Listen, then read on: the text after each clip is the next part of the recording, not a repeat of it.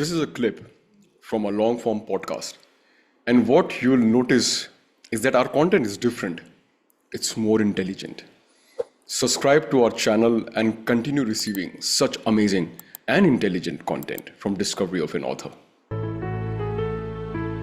You know about Pattabhi Jois, who started Ashtanga. He was Krishnamachari's student along with B.K.S. Iyengar. Indeed. Pattabhi Jois' grandson was Sharath Jois. Now, Sharath Jois was a very famous Ashtanga teacher because Pattabhi Jois, after he passed away, his grandson took over the legacy. I actually had read a book that he had written a couple of years back called Ageless.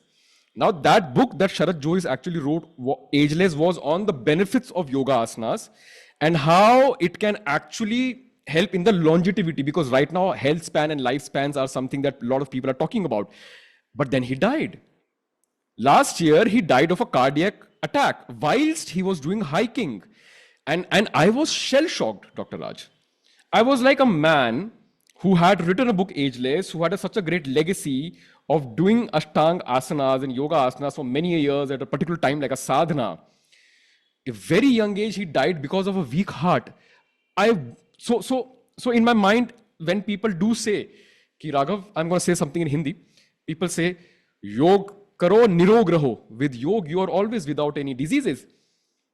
I want to believe it. I want to believe that, but I want to know the extent of this statement. This has to do with the integration of the spiritual and the physical. And obviously, asanas will confer benefits upon the individual, the practitioner.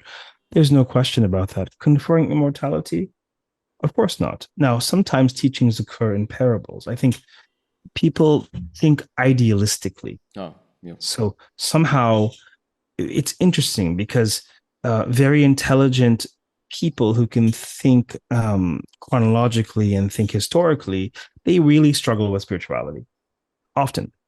And the flip side of that is those who are just innately spiritual, they really struggle with left brain function. They really struggle with parsing out this and this and this. Of course, it is not the case that everyone who does yoga will live a long time. That could not possibly be the case. If you are looking for more of a pragmatic, materialistic response, then this individual had a particular genetic makeup at birth and a lifestyle, and that arrow left the bow years and years ago and finally caught up with him. If you are taking that and looking for a deeper spiritual understanding, in accordance with his karma, the ayuhu, the length of life, is decided for every individual that enters the earth. According to most strands of Indic thought, the amount of time is decided. The quality of time is not. What you do with that time. So whether he took his last breath at 20, 30, 40, 50, 60, 70, 80, the question to my mind is, did he breathe deeply between his first and last breath? Or did he breathe very shallowly like an animal ready to pounce who is ensconced in this adrenaline? Is he living sort of fueled by adrenaline? Or when many human beings are, they're like, rodents don't take deep breaths. They're always afraid. They're caught up in fear. And when there's fear, there's shallow breathing and anxiety. And when a person breathes shallowly as a baseline, they have very high anxiety, and it creates all kinds of problems for their manas, their mental, the mental apparatus. If he's able to breathe deeply, where there's deep breathing, there's not anxiety. Where there's anxiety, there's not deep breathing, to the point that even if you are anxious, beyond anxious, if you are able to regulate your breathing, you will see a direct result on your psychology.